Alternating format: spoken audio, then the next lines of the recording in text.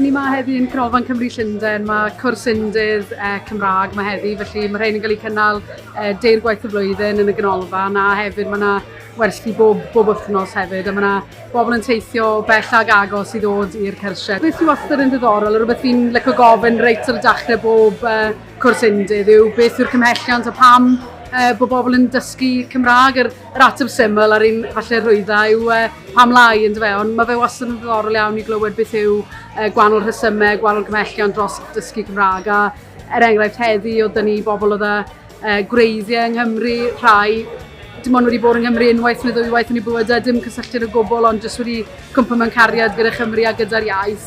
A wedyn rhai eraill falle yn rhan o falle rhyw fath o gytundeb gyda'i partneriad, os o'n nhw'n priodi, bydde rhaid i'r llall ddysgu'r iaith. Hello, Charles Dewey. I'm here today because I was born and brought up in Wales, but have lived the last few decades outside Wales. Shemai, Rebecca Dwi. Always wanted to learn Welsh coming from Port Talbot. So I've had about 3 months back in Port Talbot, and I've really enjoyed connecting back with my Welshness, with the people there, and also with the scenery and the culture. I want to reclaim my roots. It's what's called the twitch upon the thread, to make up for what I feel has been missing over the last few decades.